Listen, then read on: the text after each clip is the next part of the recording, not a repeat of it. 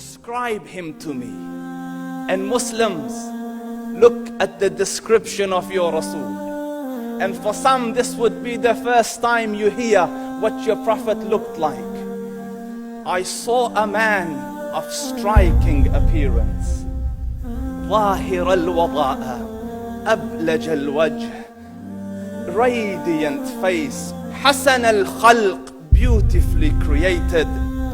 لم تعبه الثجلة, his belly wasn't protruding. ولم تزر به السعلة, nor was his head disproportionate and small. وسيم قسيم, proportionate and delicate, finely made, a specimen of a creation. في عينيه دعج, in his eyes there was a contrast. The dark was immensely dark, the white was excessively white. وفي أشفاره وطف, and his eyelashes were long.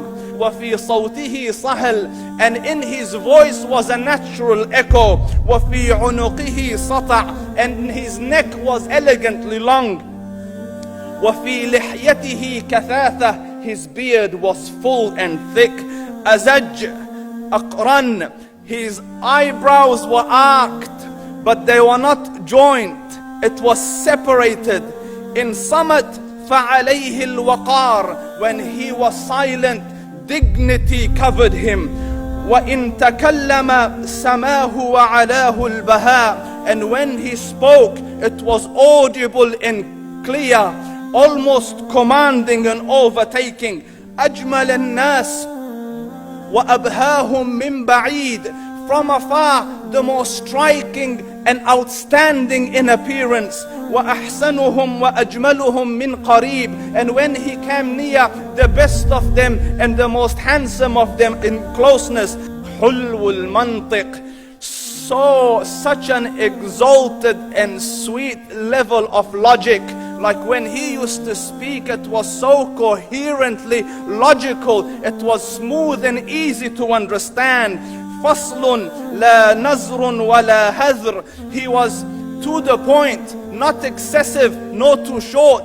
كأن منطقه خرزات نظم يتحدرن, his logic, his utterances, his words were like jewels coming out of a necklace, calculated, polished, one after the other, it would flow magically. ربعة, he was medium in height.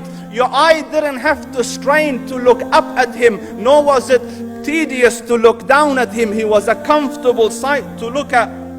له رفقاء يحفون به, he had friends, the people that were with him, they were working around him to try to serve and protect him.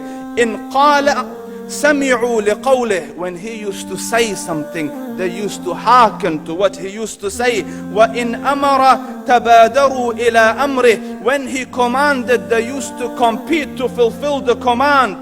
This is Muhammad Rasulullah. This is Muhammad Rasulullah. Anas ibn Malik says, he says, I came out one night, it was the full moon night.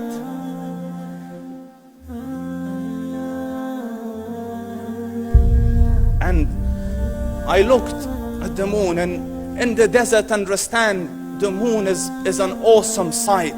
It is smooth, it is radiant, it is clear, it is gentle compared to the scorching sun at which they are used to.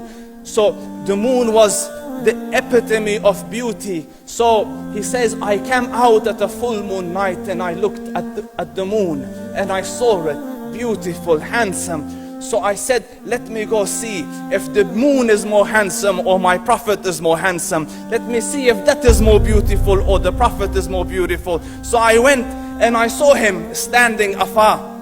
So I looked at his face and I looked at the moon, and I looked at his face, and I looked at the moon, and I looked at his face, and I looked at the moon, and he said, Wallahi, he was more handsome than the moon in its entirety.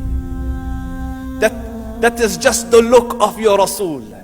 Aisha radiyallahu anha says, I was sewing with the needle, my needle dropped in the dark, I couldn't find it. I said, Ya Rasul, I can't find it. He moved his face close, and I swear, out of the radiance of his face, I found my needle.